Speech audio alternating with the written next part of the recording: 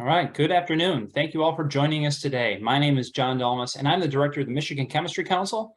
Welcome to this afternoon's program, Factual, Fast, and No Fluff, dealing with the media when it hits the fan. Thank you to all our partners, including the Ohio Chemistry Technology Council and its members, for joining us and for co-hosting this program. As a basic housekeeping matter, all our attendees' lines are muted. We do encourage you to submit questions using the chat or Q&A features. Today's session is being recorded, and we will make the slides and recording available afterwards for you all to review. So we really hope you can focus in on and really take away from the content that is going to be shared. I'm very excited to be able to welcome Gerard Braud, who is a media and crisis communications expert. He grew up in the heart of Louisiana's chemical industry, spent 15 years as a professional environmental journalist in television, radio, and newspaper, and has spent more than 25 years since as a media training coach and crisis communications expert. He's also the founder of a software platform called Situation Hub. Our webinar today is going to share how to increase the speed of your communications responses, simplify and streamline complicated tasks throughout that process, and embrace a be prepared attitude. We're very excited to hear from Gerard. He's a great speaker, has a lot of great content, and he is more than glad to take questions throughout the program, as well as in the time reserved for us at the end. So please don't be shy. We want to hear those questions and look forward to getting to those. And by the way, yes, Gerard did look taller when he was on TV, in case you were wondering. So I'll turn it over to Gerard and take it away.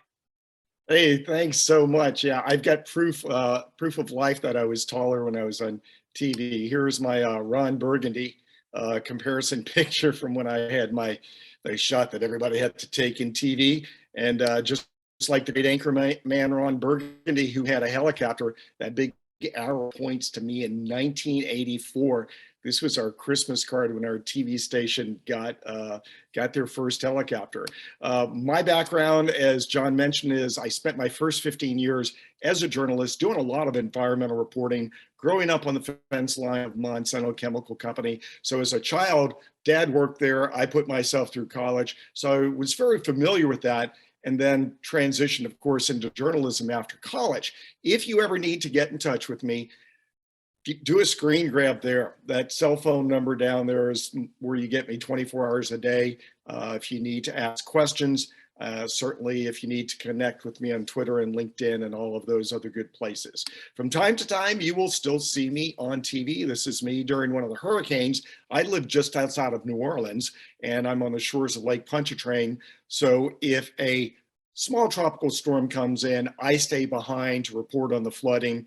I leave when the big storms come. So Ida last year, I was long gone. Had Ivan come through here or any of the other big storms, I would have left. There are so many I storms, I'm all confused. But during the course of my career, no one has been more influential than the guy you see on your screen. We're going to introduce you to this gentleman. We're just going to call him Bubba, because he's in Louisiana, and that's just a good nickname for everybody in Louisiana. And the backstory here is I met this guy the day that a chemical plant blew up.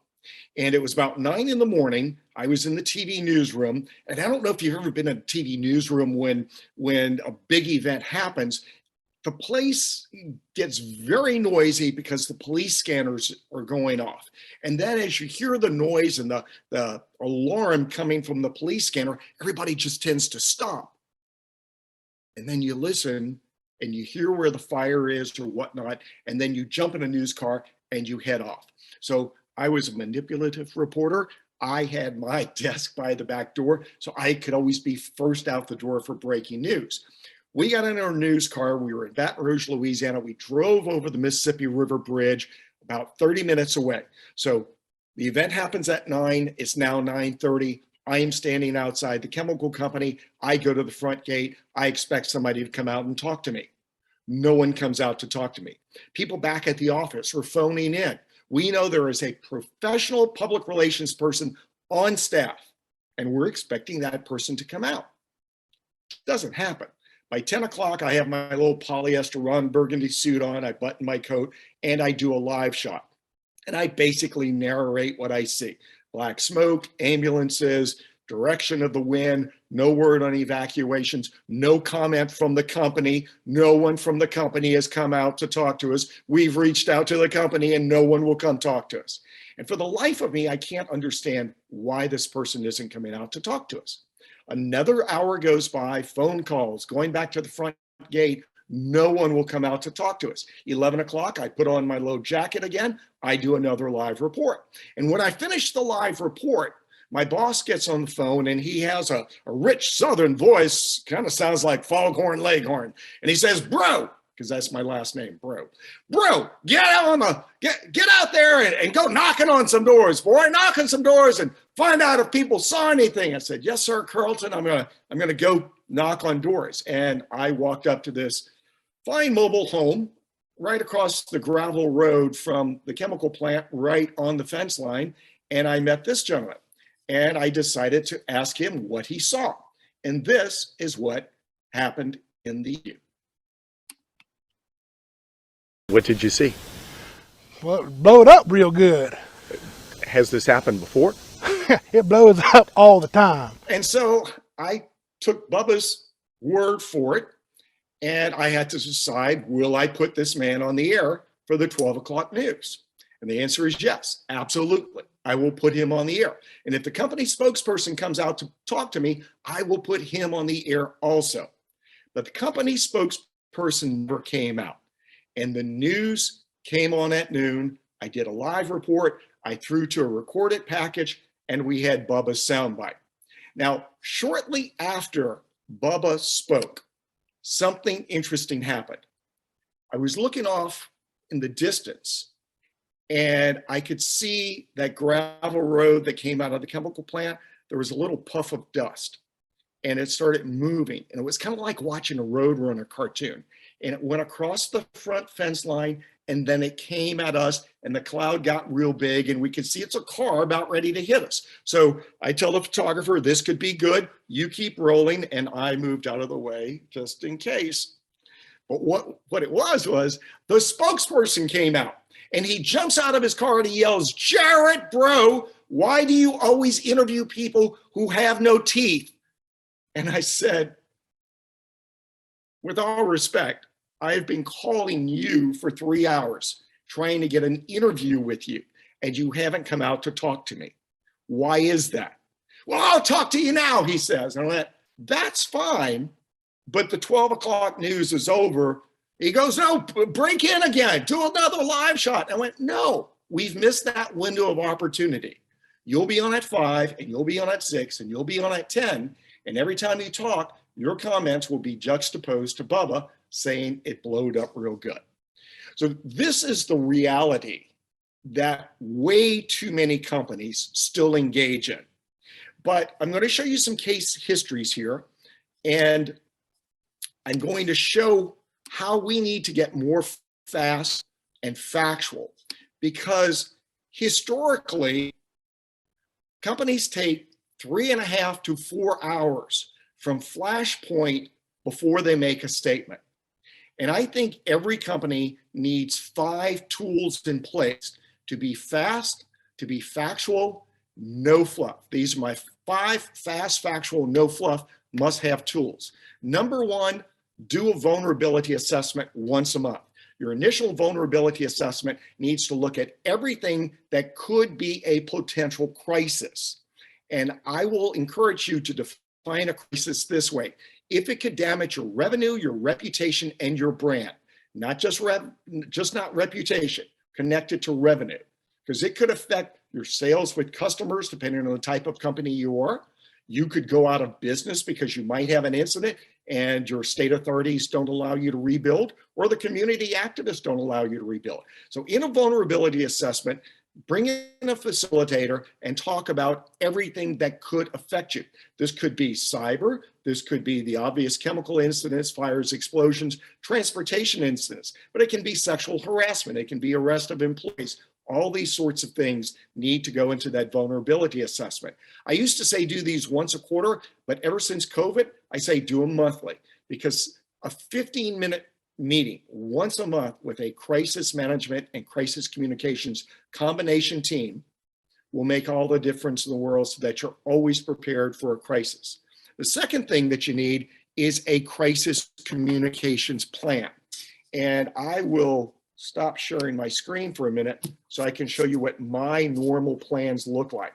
For pretty close to 25 years, I've been writing plans like this, and it's about a ream and a half of paper. The first 50 pages are a plan, and the rest of them, so that means another 550 to 600 pages, are pre-written news releases. Pre-written news releases are the secret sauce that I have been using for decades to make things move faster.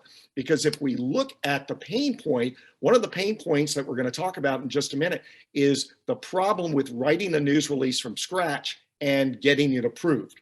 So you can write them on paper as multiple choice and fill in the blank and have them ready. But what I did was, after writing thousands, literally thousands of these for years, I turned them into an app because I had so many of my clients that were trying to move at the speed of social media that I built an app for them called Situation Hub, which I'll demonstrate it for you in a few minutes. I can write a news release in under 3 minutes. So instead of 3.5 hours, it's under 3 minutes. And the techniques that I show you in the software can be used for the pre-written paper statements. You'll ultimately get to decide which model works best for you. You do nothing, you start building a library of pre-written statements, or you can automate it with an app. Media training is the fourth thing that you need to do. And if you have good pre-written scripts, then media training becomes easier because you can train your people rather than ad-libbing, you can train them to use a script. I am a huge believer in training people to use a script. And the fifth secret weapon is a crisis communications drill at least once a year. And when you have that drill, make sure you do mock news conferences, that at least twice during the course of your drill, you role play with your spokespeople and fake mock media so that you're testing your plan, you're testing your team, and you're testing your spokespeople. Those are the 5 must-have tools. So let's look at some case studies. So this is an actual fireball that happened in a community near me. And it was a tragic day because 2 people were killed and 114 were injured. 2 dead, 114 injured. And the company took more than 3.5 hours before they put out their very first statement. Interesting that you notice everyone appears to be running, but not everyone is running, because one person stopped, pulled out a cell phone, and took a picture of it. Not only did that person take a picture of it, but that person then went and sat on the hood probably of his Ford F-150 in the parking lot and built a Facebook page about it with the photo. And more than 4,241 people were already liking and following this page before the company put out a statement. And this company had decided, because I had a conversation with them like 2 years before, and their PR team said, Gerard, we love your ideas, but our company will never let us do it. They rely on the state police to be the spokespeople. Never do that. The state police can tell you about evacuations. They can't convey empathy when you have 2 dead and 114 injured. But this is an example of how fast social media moves. And social media is the thing that really drives the need for speed more than ever before. So many years ago, we used to operate in most companies off of the concept of the golden hour, that within 1 hour or less of the onset of any crisis, you should be putting out a statement. This crisis communications plan advocates the golden hour. And 1 hour was a good metric prior to social media.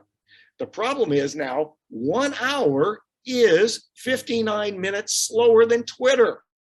It's 59 minutes slower than Facebook Live. It's 59 minutes slower than Instagram and TikTok and YouTube Live and all of the other streaming platforms. So therefore, if you don't control the narrative, social media will. Now, Bubba today is somebody on Twitter. These are actual screen grabs. This gentleman's name is Robert, and his handle is Shroomy0021. I have reached out to Shroomy on numerous occasions to interview him about this particular day in life, and I haven't been able to get through to him. But what he sees is a blowed up real good moment back here, and he takes video of it, and his very first thought is to tweet it to ABC 30, his local station in Sacramento, California, where this happened. Within moments after this going to that station, they were running the video. But if you look at the Twitter feed, Fresno Univision wants to use it. The Fresno Bee is asking for permission, and he says, go right ahead. And then down here, NBC News wants to use it. He says, go ahead. Then Storyful, which is a syndicator of viral media, wants to know they can syndicate it. He says, go ahead. That means everybody in the country now has access to it if they subscribe to Storyful, which is where you see all the cat playing with a ball of yarn, whatever. That all comes from Storyful. If it goes viral, it goes to Storyful. Now CBS News wants to use it. NBC4 wants to use it. And he says, yes, you can use it. So what we're seeing here is media are sourcing that story off of social media. Now, I know some of you on this call have had actual incidents and accidents, and I've followed when you have those. I monitor every big explosion, and I do screen grabs to see how fast things move, and things don't move fast enough. So let's figure out why they don't move fast enough. We're going to do a pop quiz here, and I'm going to ask John to moderate this in just a second. Moderate it. We're going to ask you 3 questions, and then we'll talk about the answers. And this is going to get a little bit into the crux of how you can be faster, factual, and get rid of the fluff, and how you can communicate at the speed of social media. So the first question we're going to ask you is, does your company have a formal written crisis communications plan, yes or no? And by communications, I mean, does it direct the public relations function? This is not your incident command plan. This is not your emergency operations plan. This is not your business continuity plan. This is, do you have a written crisis communications plan that helps you predetermine your communications? The second question you're going to be asked is, how many pre-written news releases do you have? 0, 1 to 10, 10 to 20, 20 to 50, 50 or more? How many pre-written news releases do you have? And then the last question we're going to ask you is, how much time would it take to write, approve, and release your first statement? So if you're either using a template or whatnot, how long will it take for you to do that? John, you have the floor. I will stop sharing for a moment so that you can run the poll. Thanks, Jared. You guys should be seeing the poll up on your end. Please go ahead and take a minute to go through and give us your responses if you can.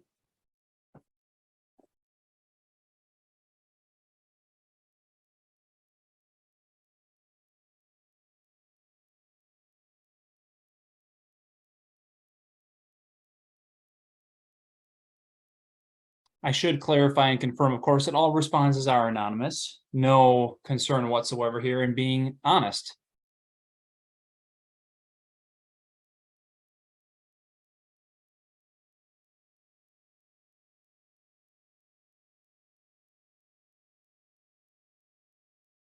All right, I'll close this out in 10 seconds.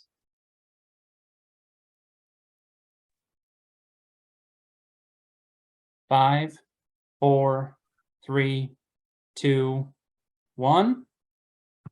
Thanks for those of you that took part. Okay, how do we display these?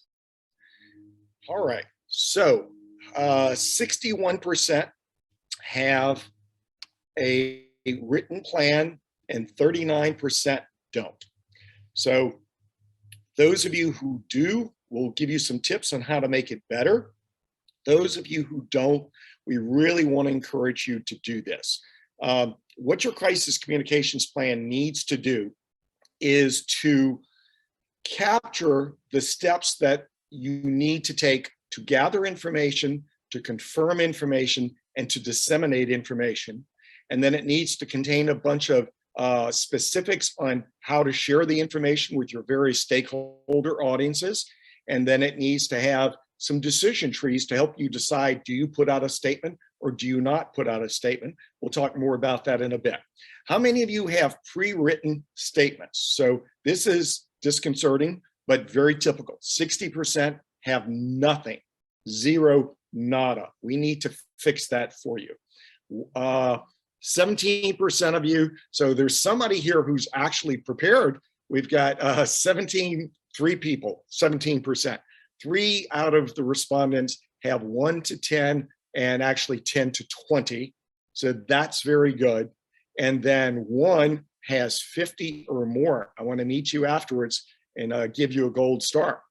And then the last question is, how long does it take to get it written, approved, and released? So I'm excited to see 4 of you out of 18 can get it done in an hour. 6 will do it in 1 hour. 3 out of you can get it done in 2 hours. 5 out of 18 will take 3 or more hours. So some reason for optimism. Some of you are clearly doing this well. Some of you, we need to give you more tips and tools to help you. So let's go back to the screen share and we will do this. And while I do that, I will apologize for the noise that is coming from the lawn crew on the parkway outside across from my studio here. So what we really want to do is make everything move faster, okay? So what history generally shows us is this happens. It blows up real good. And hypothetically, and this has happened, this is an actual timeline that I've seen with numerous clients as well as numerous corporations that I've observed online. A 7 o'clock fire happens and the home office learns about it. One of the things that you need to do in your crisis communications plan is to make sure that the home office can find out quickly what's going on. For many years, I worked in corporations as vice presidents, and what always astounded me, I had one client I worked with, it was a global mining company operating in Southeast Asia, and the Wall Street Journal would call the corporate office, and I would find out about an event that happened 2 weeks ago from the Wall Street Journal. That was unacceptable. Or I was vice president at a major retailer, and it would be days would go by, and then the paper would call and want to know about something that happened in one of the retail stores, and we knew nothing about it. So one of the first things we need to do is to make sure that you each have a mechanism in your crisis communications plan that dictates what people at remote locations do, or at any source point, at any flash point of an incident. What's their training to get that information back to you as quickly as possible so that you can begin communicating about it. So if the event happens at 7, and if you're either using a pre-written statement or if you're writing from scratch, mostly if you're writing from scratch, draft 1 is submitted in an hour. And then 30 minutes goes by with revisions. The revisions are sent back. So let's say now 2 hours of this, draft 2 is submitted. It then gets approved. So somewhere between 2.5 and 3.5 and 4 hours before everybody's finished wordsmithing. And one of the things that we have to recognize is if we have pre-written statements, the words can be approved in advance by lawyers because some of the fights happen with the words you use. Did you call it a crisis? Did you call it an incident? Did you call it an event? If you write either incident, crisis, or event on a piece of paper, adults will fight over it for 10 to 15 minutes. If you structure a sentence that says, there are no known injuries, there's 1 known fatality, everyone is accounted for. If you write those 3 sentences independently, other people will say, don't do that, combine it. We can confirm there are no fatalities, there's 1 known injury, and everyone is accounted for. And adults will fight over that. And then they'll fight over whether there is a comma before the and, or whether there's no comma. And commas will kill 30 minutes. So if you really want to control it, have the words written in advance. The other secret recipe is stop asking people, what do you think about the statement? No longer ask, give me your thoughts. Give it to them and say, is this true or is this false? If you say, is it true or is it false, it goes a lot faster. In the Situation Hub app, I'll show you how it works in a minute, but that's one of the proofreading elements that I baked into it because I want people to quit asking for opinions. Just go, is it factual? If it's factual, we can put it out. If you had some big scandal, then I encourage you to write in prose. I encourage you to try to persuade the audience to understand you. But if it's breaking news, the media and your audiences want to know who, what, when, where, why, and how. And your lawyers don't want you to speculate on the how and the why. So if we can tell them who, what, when, where, and not speculate on how and why, and the facts are correct, share it with the world. Hold a news conference if you need to hold a news conference, publish it to the web, email it to your employees. This is a modified version of 4 different news releases that I took off of the web that said almost the same thing. It was for a 7 a.m. event, and it was 10 a.m. before the news release came out. It says at approximately 7 a.m. today, local emergency personnel responded to a fire at the XYZ Corporation facility in our town, USA. We've confirmed all on-site employees and contractors are safe and accounted for. We do not yet know the cause of the incident, but we'll be working with local authorities and with our own risk management team to determine what happened and identify any corrective actions. We'll share more details as they're known. We wish to thank our employees and first responders for their professionalism as we respond to this incident. Yeah, that's okay. But in a social media world, and in all 4 of the case studies where I compiled this from, social media had blown up. The world was thinking that smoke and fire from this fire was toxic, that they were all going to die, that it was just rather chaotic. In a couple of the case studies, evacuations were taking place. So people were showing their struggles on social media as they evacuated. And in all 4 of the case studies that I combined here, it was in excess of 3 hours, sometimes as much as 4 hours from the flash point at 7 a.m. until a statement was released. What we have to do is convert 3 hours into 3 minutes. How can we do it in 3 minutes versus 3 hours? So I gave you the first tip. It's to have those pre-written news releases that you can execute quickly. I will take a minute to show you here what we do in the Situation Hub app, just to show you that we now have the ability in the world to make statements happen faster than ever before. So let me play this for you so you can actually see an event executed in under 3 minutes. You are looking at the interface for the Situation Hub software, and we're going to start where it says, what's your situation? We know there's a fire, but we don't know all the details. So this is loaded with lots of different types of events: fires, explosions, chemical spills, facilities closing, strikes, IT, cyber, social media, injuries, fatalities, hurricanes, tropical storm warnings. But we're going to choose what we call the first critical statement. And I'm going to click here, and it's going to open with a preamble sentence. We're going to say yes. We're going to acknowledge that there is a fire. We're going to say it started at 7 a.m. using our counter here. We're going to submit that answer.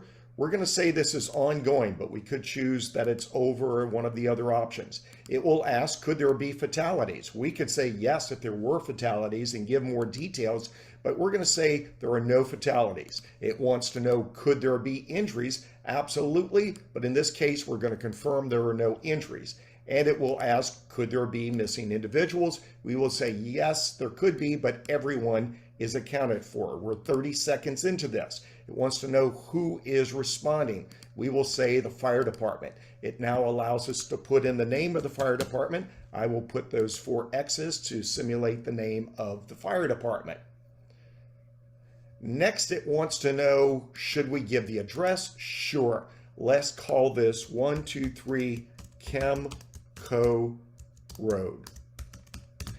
and it wants to know, should we name the building? Sure. We're going to say that this is our Chemco warehouse.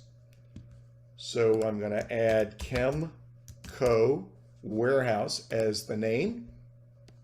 And this is a polite sentence that says members of the team are still gathering information. That helps us deflect speculation. This tells people not to believe rumors on social media. This tells people that we're going to add more information within the hour. This asks everyone to please bear with us. And this promises to publish information to our website. So we are now just over 2 minutes, or just shy of 2 minutes. And the statement is already written. We're going to edit the headline. We're going to say fire at Chemco warehouse.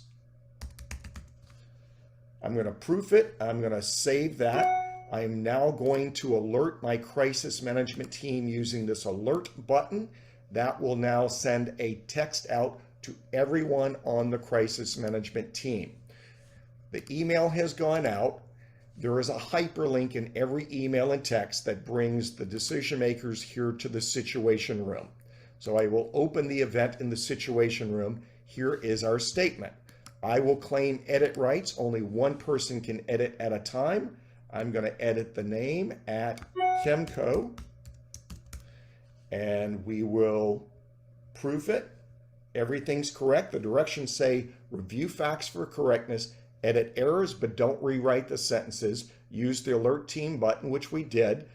We can now print this to use as a script. We can copy and paste it to emails. We can copy and paste it to Word documents. If I'm ready to publish and I can't get to my own website, then you can publish to the Situation Hub website.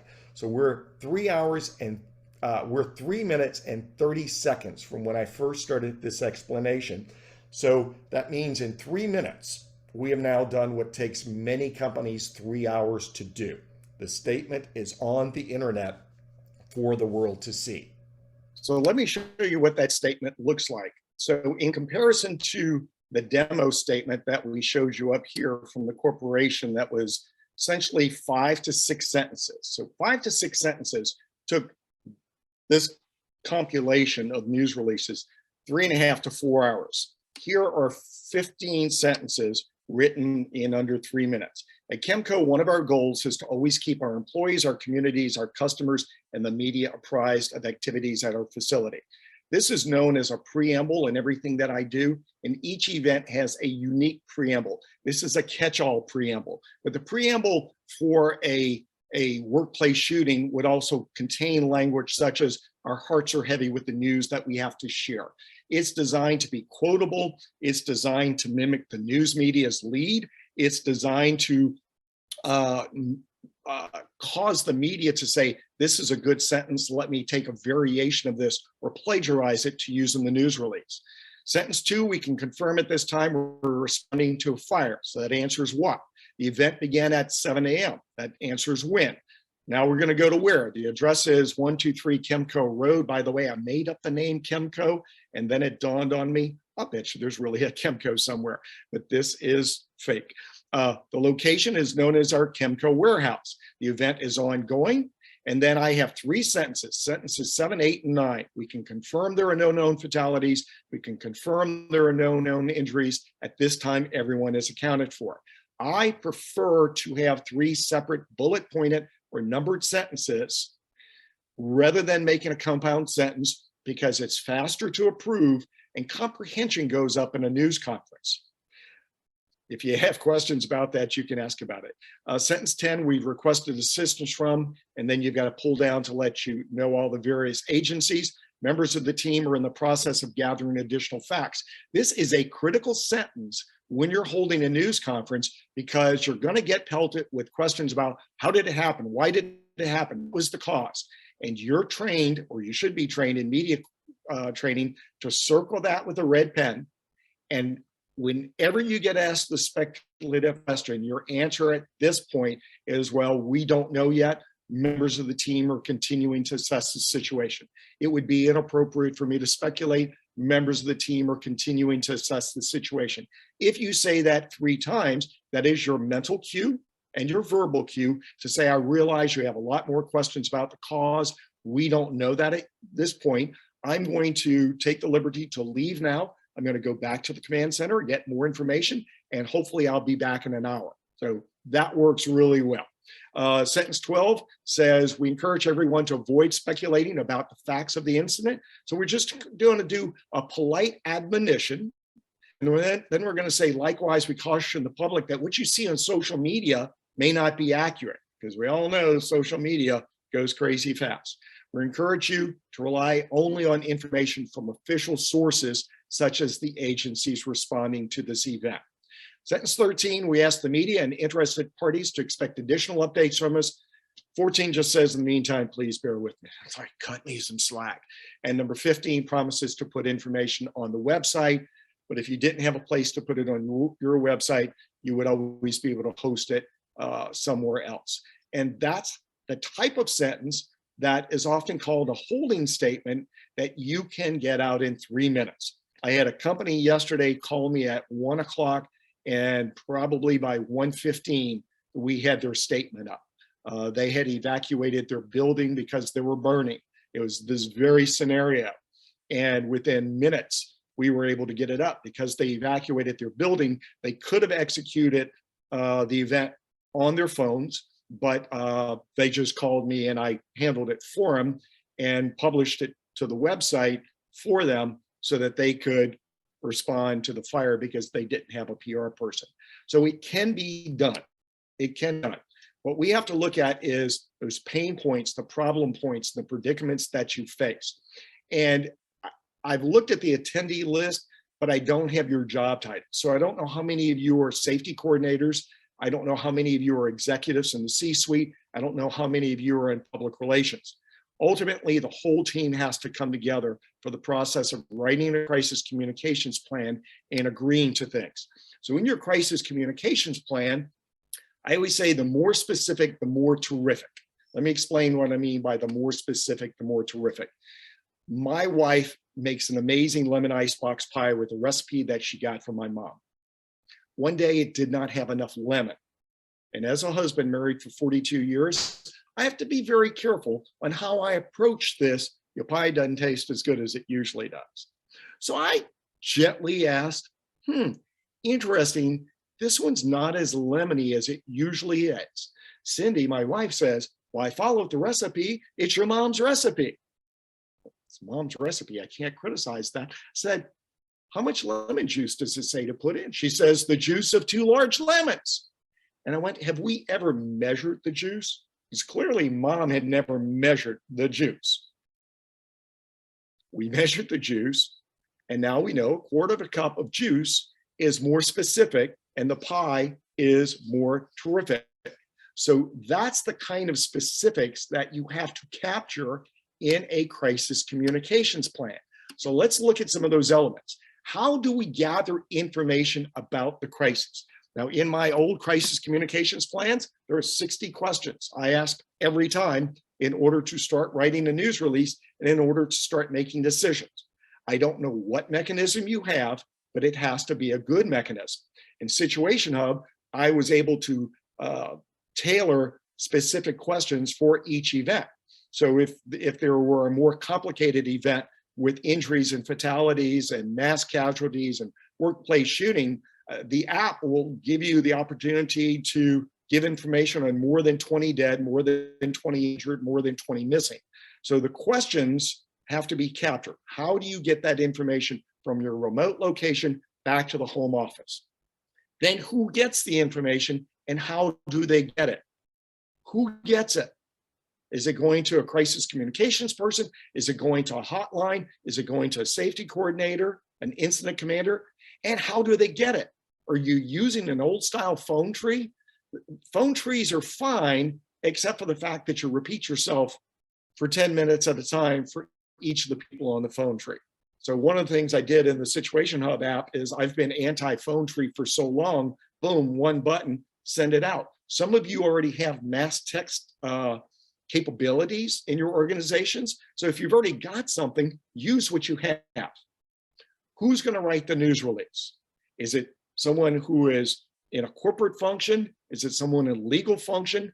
Is it a public relations company or a public relations agency? Is it in-house public relations? I know, again, we've got many different size companies. I do a lot of work with NACD. I know some of the NACD members are on this call. Most of those companies are family-owned, less than 20 people, maybe 35 people on staff, no PR person. So we've got to determine who's writing that news release. Then how long does that approval process take? And in a drill, we mentioned doing drill, one of the 5 steps, you want to go through the news release writing process and the approval process in real time so that you can improve on it. Who's involved in that approval? Let me slow down. Who is involved in approving it? Do they need to be in the room? Too many cooks spoil the broth, or in my case, burn the gumbo.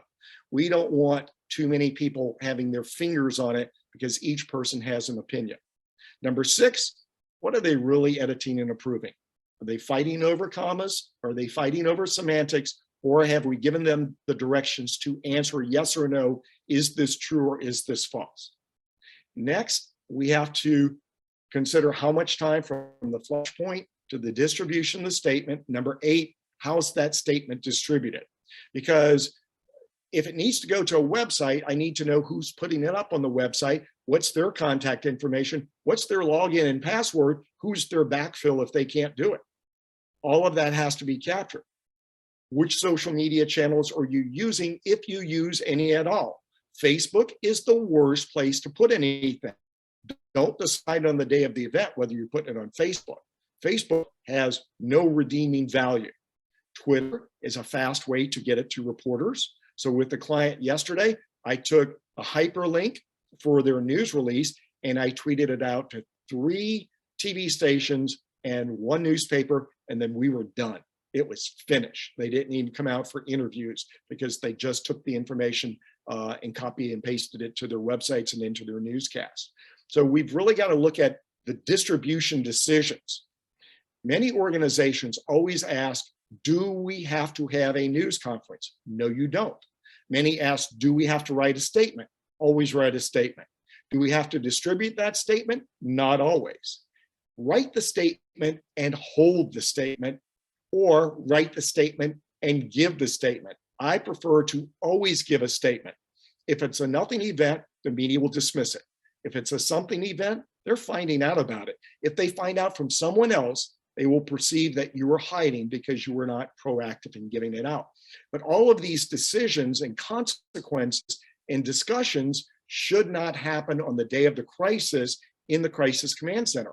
All of this should happen during the writing process of writing your crisis communications plan. And who are the individuals who do the distribution? And then how much time does all of this take? So these are all the complicated questions that you have to discuss in the process of writing your crisis communications plan. And then you have to test it in a drill to make sure it functions and to make sure everybody in the organization function properly. Picking spokespeople is something I get asked about often, and so many organizations rely on one person. Smaller companies always want it to be the owner or the CEO. I believe in bench strength. We're in football season at this point. All of you have your favorite college and pro team, and you know if the quarterback goes down, there's somebody else on the bench who can step in. If that person goes down, there's another person on the bench. If your company has a public relations expert, they should be a possible spokesperson. The CEO or C-suite executives should be possible spokespeople, and subject matter experts should be possible spokespeople. If you use that first critical statement, that holding statement that comes out within minutes, like we demonstrated in 3 minutes, I would give that to a public relations person, because the crisis management team needs to be managing the crisis, not the media. And a well-trained, media-trained public relations person is capable of answering questions, but also has plausible deniability of, I'm not in the command center, this is all we know at this point. The subject matter expert is often the second hour or first hour spokesperson, because now we're giving more details. What was damaged? What was the chemical that was released? Do we have pollution to air, land, water? What's mitigating it? Do we have crews coming in? Are there air monitors? Do we evacuate? All of that can be handled by the subject matter expert. If the event has turned tragic and people are missing, if they are injured, if they are dead, then a CEO or a C-suite executive needs to come forth and convey empathy for the company. Never put the CEO out first, because if the CEO misspeaks, only the CEO can clean up his or her mess. If the PR person misspeaks, or if the facts change and it appears they misspoke, a subject matter expert or a CEO can come back and say, they weren't in the command center when this change happened. We had not gotten the information to them. So there is a whole strategy in picking spokespeople. Part of what we want to do with the media is we want to control the edit. People often have told me, oh, we can't control what the media writes. They're just going to write what they want. That's not true. If we know what the media want, if we know what the media will say, and we give it to them in the order that they need it, in the way that they need it, they're going to use it. They want to know who, what, when, where, why, and how. We touched on that already. Don't speculate on why, don't speculate on how. Social media is going to blow up quickly. People want to be insta-famous. They want to be credited with their tweet and their picture and their video making the news. They want that little viral moment, that 15 seconds or 15 minutes of fame, whatever it is for them. And that means you have to move fast, because if you don't comment, social media controls the narrative, and social media probably is getting it wrong. As far as news organizations go, we need to recognize that news organizations are understaffed. There are fewer reporters. The reporters are younger than ever. Some of them have no reporters, and some of them are reporting from social media. Now, I have firsthand experience with being a young reporter. At 21 years old, I was anchoring the weekend news. And I'm thinking, why is this TV station so stupid to put somebody like me, so young and inexperienced, on the news? Yes, I have a degree in journalism. Yes, I had worked at a newspaper prior to that. Yes, I'd worked in radio. Yeah, I can do it, but I don't have the skill set and the knowledge base that a veteran has. The reason they did it is because they could pay me $650 a month. That's why they used me. But the reality is, some of you will have an event and a young reporter will show up and they will be carrying the camera, which means they're halfway concentrating on the electronics and halfway concentrating on you. And that's how mistakes get made. Sometimes they only send out a photographer who will ask you questions. The photographer is not a trained journalist. So they really rely heavily on you to give them everything they need. So knowing that weakness, that creates an opportunity for you if you have a great script. The other thing that you all have is a cell phone. You take that great script that you have from your pre-written news release or from Situation Hub or whatever you do the old-fashioned way. Whatever script you have, you read it, record it on YouTube with your phone, publish it to YouTube, tweet a link out to the reporters, and you'd be surprised that they won't come out to interview you, because they're happy to just take the information off of social media that you provided to them. So that is a great way to actually control the media and control the edit. So if we look at traditional media training versus using a script, that puts you ad lib versus script. I think a script is better. Ad libbing requires mind mapping. Oh, I can teach you how to mind map, but it's going to be a much more difficult class, and the degree of mistakes is exponentially higher. So if you ad lib, the reporter will ask you questions and then you ad lib answers, and that's dangerous.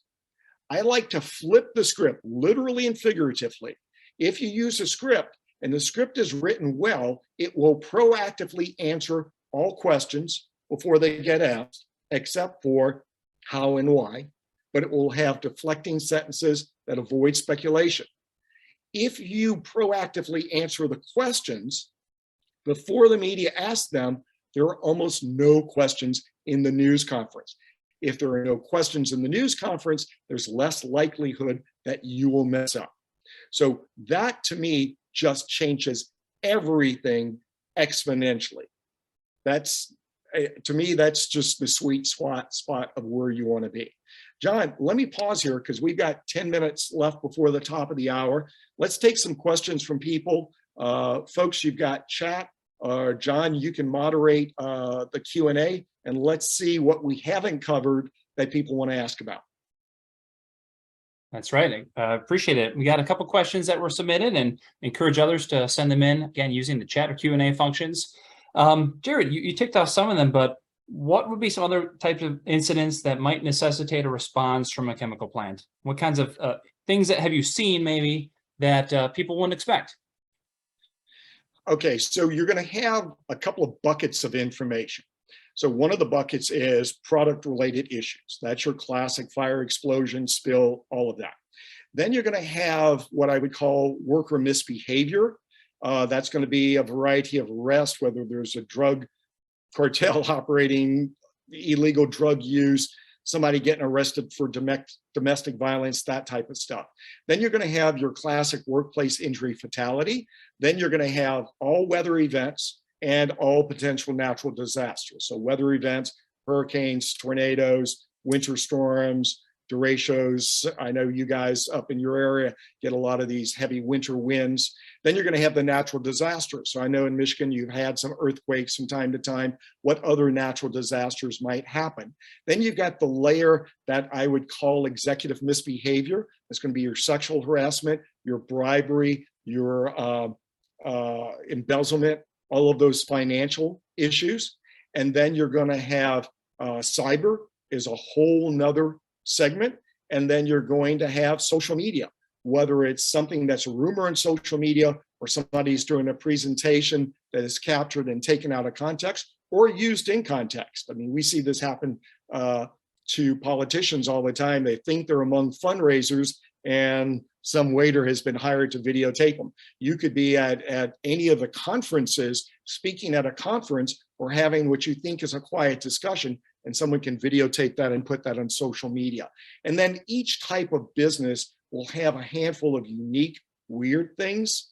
And it varies from company to company as to what the hyper weird things would be. So as you're writing your crisis communications plan, and as you're planning your pre-written news releases, and going through that whole vulnerability assessment, you want to think about all of those things and have a plan for it and have statements ready to go for it. I usually put about 75 in every subscription for Situation Hub. I find 75 to 100 is that sweet spot where we cover everything really thoroughly without giving you too many choices. Gotcha. I imagine that might inspire some fear and restless nights for someone on a crisis communicate or a crisis team and scrolling through all those. And well, that's part of what we want to do, right? Part of what we want to do is move people off the fence. You know, I talk to people all the time who go, okay, my boss said we can do a crisis communications plan in November. So we're going to book that for November. And the sarcastic part of me, and there is a very sarcastic, cynical part of me, sarcastic part of me wants to go, so you're not planning on having a fire between now and December. Glad we all agreed nothing's going to go wrong. And from time to time, you know, I can't win the fight of making people move faster, but I was a Boy Scout. I am an Eagle Scout. I was taught to be prepared. And the best people in corporations are the Girl Scouts and the Boy Scouts who from the age of 11 were taught to be prepared. I have every week people putting off doing what they need. But if you look at that client yesterday, they were a brilliant client yesterday because the first time they saw what was available to them, at the table, they went and said, we're subscribing to this, we need this, and it was there for them. So each of you has your own fights. Human denial is your biggest enemy. The idea that people think they can figure it out on the day that it happens. What else do we have in the way of questions? Absolutely. I think one of the common questions people would have is I'm not sure I want to put the statement out now when there's still unknowns and there's still information to be gathered. What would you say to that? And is it okay to put out a statement when there's still some questions and to come back later and to give updates? The answer is definitely yes. That statement I executed on Situation Hub, that says nothing. All it does is confirm facts. It does absolutely no harm to put that statement out. acknowledge there is a fire, acknowledge what time it happened. The media are going to hypothesize about it, or the media will interview a Bubba, or a Bubba will be shroomy on social media, and the story is controlled by them. There is no harm in saying we don't know. A perfect statement sometimes is, we don't have all the facts. As soon as we know more, we'll give it to you. Saying nothing condemns you to horrible death. Saying a little bit is a sweet spot, and as you know and can confirm more specifics, then you give more specifics. Always treat your news releases like a buffet. If you go to a buffet, there's going to be soup, salad, appetizers, and then there's the big entree, then there's dessert. So during most news events, you can give information in the first 15 minutes, then you can give something more in the first hour, and then in 2 hours. And if the event's over by the third hour, then you wrap it up with a dessert. So think of it like a buffet, a little bit of information as you know it to be true. Yeah. Just never speculate. Yeah, and I think from what you talked about, it's very consistent in the way that these types of incidents are reported, and how everything is just so much more timely, that it's not one bite at the apple that you need to aim at. So yeah, let me give folks a quick look at this screen in case they want information. So what I find in webinars is sometimes people have confidential stuff they don't want to talk about in front of the other people in the webinar. So if you want, you can email me at info@situationhub.com, and you can use that Calendly link, and you can schedule confidential time with me. And that way you don't have to ask a sticky question in front of all of your colleagues here. yeah. All right. Last question, I think, is what are other stakeholders that this information should be disseminated to besides traditional media? In terms of building that out, those lists, employees, legislators is people who I work with. That's a cardinal sin. If you have something wrong at your facility, you don't let the senator or representative know, they're not going to appreciate that part either. So who are some of those audiences that you want to be thinking of? Yeah, so your employees are the most important audience, more so than media. When I first started writing these crisis communications plans, all of these things were written for the media and written toward having a news conference. But with the advent of email, websites, and social media, your employees are the most critical audience, because if you have a disgruntled employee, they will start posting stuff to social media. They will sell you down the river, so to speak. So make sure an email blast goes out to all the employees. Simultaneously, you send it out to the news media. So media and employees get it at the same time. Also, everybody gets one statement. So that statement that I demonstrated for you, I would send that statement to all stakeholders, but it would go first to media, simultaneously to media. I'm saying first, but technically we want to click the buttons to where it's as simultaneous as possible, that everybody gets the same information. Then if you use social media channels, I would say record it to YouTube and then send a link to that video via Twitter. And if you publish to your website should be treated like an audience. So you want to put information on your website. Use platforms that you own, not that you rent. You rent Facebook, you rent Twitter, you rent YouTube. You control your website, and there's no place for people to comment. So your website's critical. And then someone in the executive core needs to do that communications with the local mayor, the local responders, as you mentioned, legislators, state, local level, reach out to those. And then your customers need to know what's going on. But again, give them the very same statement. And in a first statement, you might give them the basics. In the second statement, you're going to talk more about supply chain, business interruption, and whether or not they're getting their order and their products delivered on time. Yeah, that's a great reminder. Well, I just want to wrap up. We did get one question that was just submitted. You might want to clarify in terms of employees. They're asking if their personal email as well as their work emails. Any thoughts about that? Yeah, I only use work emails. You should have their personal emails in case the server gets hacked or in case you can't find them. So for example, after Hurricane Katrina in New Orleans, people were spread over 50 states and personal emails were useful, but I send work-related information to work email addresses. If you send it to their personal email address, then you run the risk of that accidentally getting sent out to their contact list. So yeah, keep it just personal. All right. Well, thank you, Jared, so much. It's been a pleasure. You obviously have done so much thinking and so much work on this, and it's beneficial to all of us. And we will be, again, sending these resources out afterwards. Please check out Situation Hub and check out some of the things that Jared has posted, really interesting videos and such to his website and his social media. And feel free to follow up if you have any further questions. We look forward to seeing you at our future events as well. Okay, you guys take care. Thanks all. Have a great and safe day.